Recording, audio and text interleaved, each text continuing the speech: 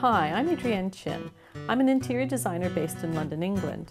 Today I'm going to talk to you about an aspect of interior design.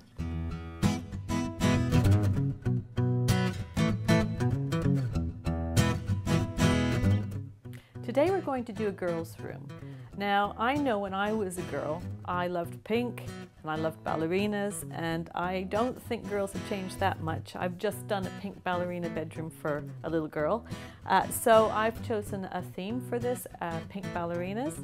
So there's a lot out there for little girls' rooms that's very nice. I like not to go overboard with the theme, just have a bit of an idea and build it out with other fabrics.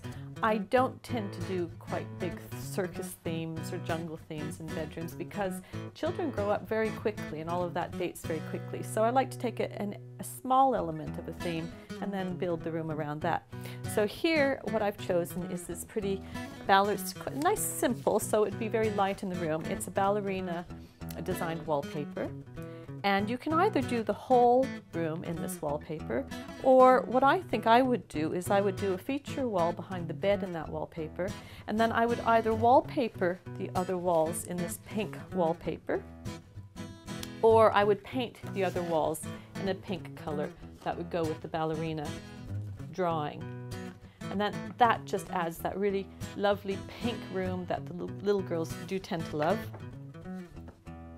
Now I found this pretty ballerina fabric which can be used on curtains or a Roman blind, and what I might do in a room like this is have white plantation shutters over the bottom half of the windows and maybe use this as a Roman blind or some short curtains either side of the shutters. That make it quite pretty. The shutters are practical as well for keeping a bit of privacy in the room when the girl is sleeping or studying or anything like that. It cuts out the dark light. So that then works with our ballerina wallpaper. Now in our wallpaper we have a little heart motif, and it's nice to really look at what the motifs are in things like wallpapers because you can bring that out as an accent fabric in the room. So I found a little heart fabric which can then go perhaps on a bedspread, or it can be cushions. So you start bringing another little element into the design. So you've got the ballerinas now and you have hearts as well. Then what I would do is probably pick out some tones of the pink that you've got here in the ballet dancer and her skirt and her tights, and use those as some nice little cushions on the bed. And you're starting to bring a nice pink story together. Remember, you've got your pink walls, and then perhaps if there's a little chair in the room or something, another piece of furniture in the room, I might choose something. This is quite a tough cotton woven fabric, but again it has that lovely rich pink color. If you choose a piece of furniture that might follow the little girl through her growing up life, then you might upholster a chair or a little sofa or something in this fabric, and then that can follow into her teenage room.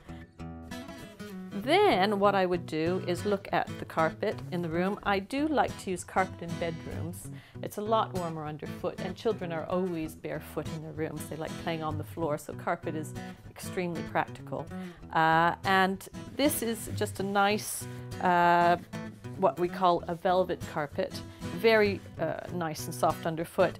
I would choose a neutral color, and looking at all these colors and looking at these, this neutral here has a hint of pinkishness in it. So I would probably choose something like that, which is just a very neutral carpet on the floor. And then what I would do is just put in all her toys, all her stuffed animals, and let her get on with living in her room. I do also like, if possible, to put a bit of blackboard paint on a wall because children love to write on walls, so give her a place to be creative. And then she should be quite happy in her ballerina room until she becomes a teenager. If you want some further information or some ideas about interiors, you might want to have a look at my book, which is called The Home Decorator's Color and Texture Sourcebook. You can buy that on my website at www.adriennechin.co.uk.